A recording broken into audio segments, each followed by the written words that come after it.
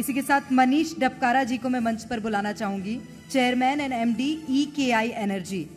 मनीष डबकारा जी, मेरा सवाल आपसे रहेगा, EKI ये क्या है और कार्बन क्रेडिट और कार्बन ऑफसेट, ये इसको समझाइएगा दर्शकों को।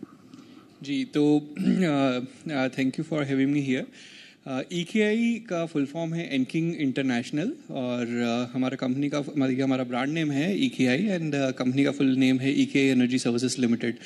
इसमें हम वर्ल्ड के top 5 global carbon credit consultants में आते हैं और हमारी सर्विसेज है carbon credit advisory, investments, trading. तो कार्बन क्रेडिट क्या होता है, जो आपने क्वेश्चन पूछा, मैं उसको पहले बताना चाहता हूँ कि कोई भी आप ऐसा प्रोजेक्ट करें जिससे कार्बन डाइऑक्साइड या green house gases, 7 green house gases होती हैं, उसमें कार्बन डाइऑक्साइड सबसे ज़्यादा प्रोमिनेंट है।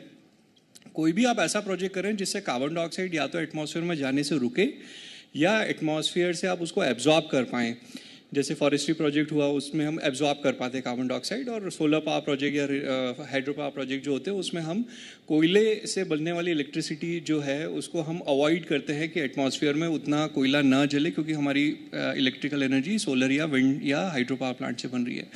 तो जो भी प्रोजेक्ट जिससे कार्बन डाइऑक्साइड या तो एटमॉस्फेयर में जाने से रुके या हम उसको एब्जॉर्ब कर पाएँ, तो हमें एक कमोडिटी इशू होती है जो 1 ton carbon dioxide is equivalent to 1 carbon credit, जो कि इंटरनेशनल मार्केट में एक एनवायरमेंटल कमोडिटी है और ट्रेड होती है।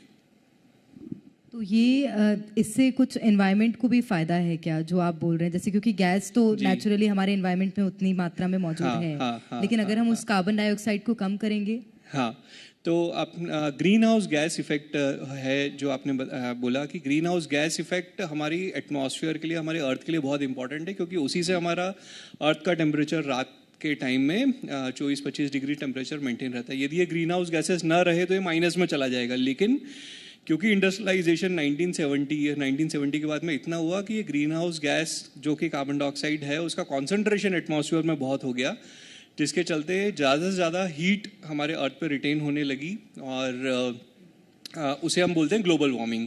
और इसे ग्लोबल वार्मिंग को रोकने के लिए बहुत सारी इंटरनेशनल ट्रीटी हुई हैं, जैसे क्योटो प्रोटोकॉल है, अभी पेरिस एग्रीमेंट हुआ है, और भी बहुत सारी नेशनल इंटरनेशनल लेवल पे ट्रीटीज़ हुई हैं। हमारे इंडिया में भी एनर्जी कंजर्वेशन एक्ट 22 में अमेंडमेंट होके नया एक ऑब्लिगेटेड कॉम्प्लायंस प्रोग्राम बना है जिसका नाम है कार्बन क्रेडिट ट्रेडिंग स्कीम, जिसमें बड़े एमिटर्स को टारगेट मिलेगा कि उन्हें एमिशंस को कैप करना है या उससे कम करना है, और वो यदि ना कर पाएँ तो उन्हें क्रेडिट्स खरीदने होंगे, और ज़्यादा एमिशंस कम कर पाएँ तो उन्हें क्रेडिट्स इशू होंगे, जो कि वो नेशनल मार्केट में ट्रेड कर सकते हैं। कितने क्षेत्र तक, जैसे कि आप बता रहे हैं, अगर काम हो रहा है तो कितने बड़े एरिया तक इसका इम्पैक्ट पड़ सकता है? देखिए, ग्लोबल वार्मिंग है और आज हम जो पॉल्यूशन हमारी सिटी से हो रहा है, मान लीजिए इंदौर से या हमारे स्टेट से हो रहा है, मध्य प्रदेश से, हमारी कंट्री इंडिया से हो रहा है, उसका इम्पैक्ट, क्योंकि ये ग्लोबल वार्मिंग है, हमारे यहाँ की CO2 का इम्पैक्ट हमारे यहाँ तो होगा ही होगा, बाकी बहुत सारे देशों पे होगा। इसलिए एक इंटरनेशनल ट्रीटीज बनाई गई है जिसके चलते सारे नेशंस अपने एमिशंस कम करें। जैसे हमारे प्राइम मिनिस्टर ने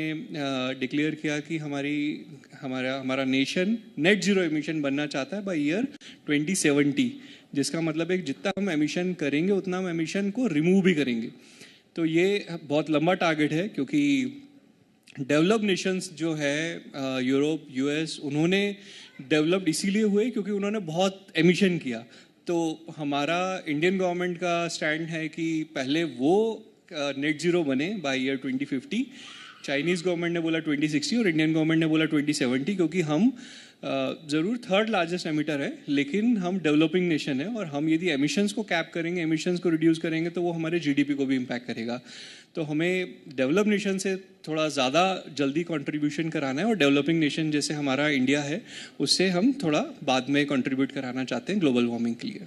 तो पर्यावरण को भी सुरक्षित रखना है और इस दिशा में भी काम चल रहा है। मेरा सवाल आपसे रहेगा मनीष जी, ऐसे समय में जब अगर हम इंडिया की बात करते हैं, इंडिया भी छोड़ दें, कई ऐसे देश हैं, जिस तरह से आपने कार्बन क्रेडिट की बात करी है, बहुत से देश हैं जो इसके बारे में नहीं जानते होंगे, और ऐसे वक्त में भारत में रहते हुए आपने इसके बारे में कैसे जाना, कैसे सोचा कि अब मुझे इस दिशा में काम करना चाहिए?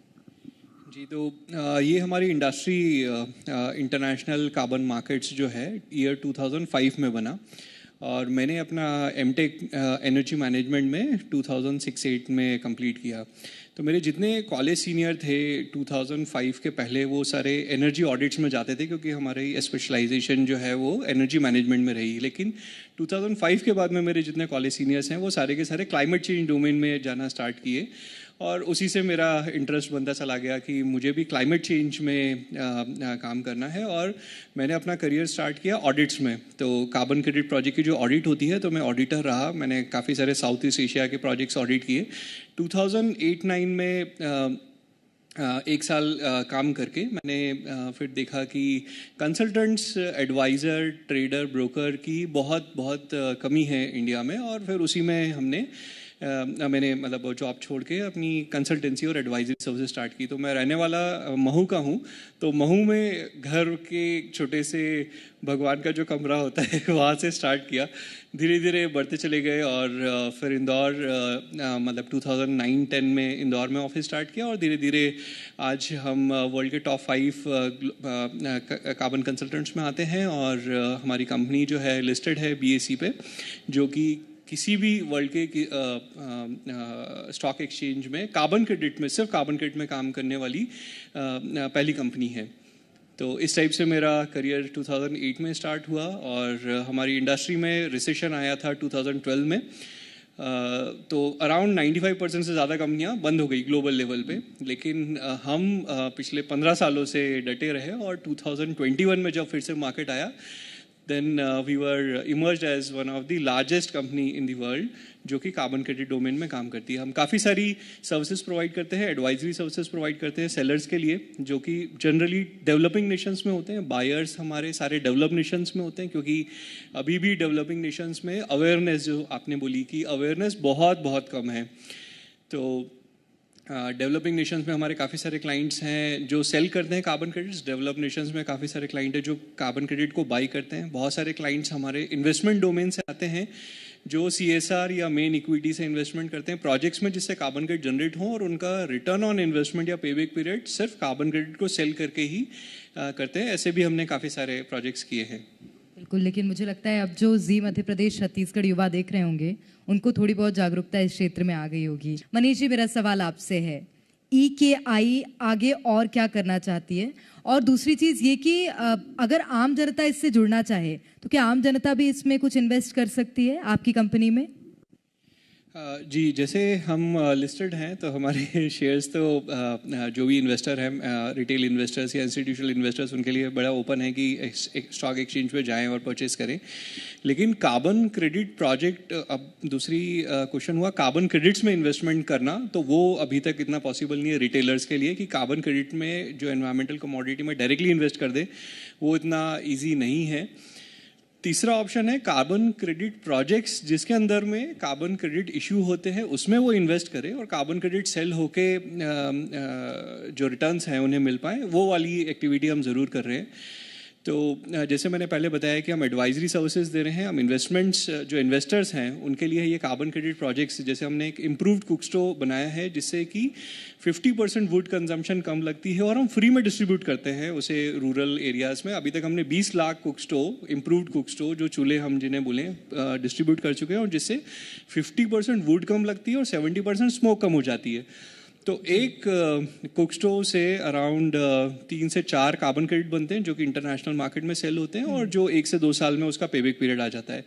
तो ये हमारी प्रोजेक्ट्स अभी चल रहे हैं। आपने जहाँ तक बोला डाइवर्सिफिकेशन से रिलेटेड, तो डाइवर्सिफिकेशंस में अभी हमने पावर ट्रेडिंग चालू की है, जिसमें हम इंडस्ट्रीज़ को ग्रीन एनर्जी प्रोवाइड कर पाएँ, इलेक्ट्रिकल एनर्जी प्रोवाइड कर पाएँ। वो पावर ट्रेडिंग हमने स्टार्ट की, एक सॉफ्टवेयर सर्विसेज हमने स्टार्ट की, जिससे कि ऑर्गेनाइजेशंस अपनी सस्टेनेबिलिटी से रिलेटेड जर्नी जो है उसे मेजर कर पाए, मॉनिटर कर पाए, और अपने एमिशंस को रिड्यूस कर पाए। तो इस टाइप की काफ़ी सारी एक्टिविटीज़ हैं जो कार्बन क्रेडिट से रिलेटेड हैं, वो सब हमने डाइवर्सिफिकेशन में की है। लेकिन कोर सर्विसेज हमारी carbon credit advisory and trading services है। बिल्कुल, और लोग भी इसको लेकर जागरूक हों, और आप इस तरह से प्रकृति को बचाने के लिए आगे काम करते रहें। बहुत शुक्रिया आप तीनों का ही हमारे साथ जुड़ने के लिए। मनीष दबकरा जी को मैं मंच पर बुलाना चाहूंगी, चेयरपर्सन हैं और MD हैं EKI एनर्जी सर्विस लिमिटेड के। और पर्यावरण संरक्षण के लिए इनकी कंपनी बहुत बेहतर काम कर रही है। अशोक बड़जात्या जी को मैं मंच पर बुलाना चाहूंगी, एमडी हैं हिंदुस्तान फॉस्फेट के।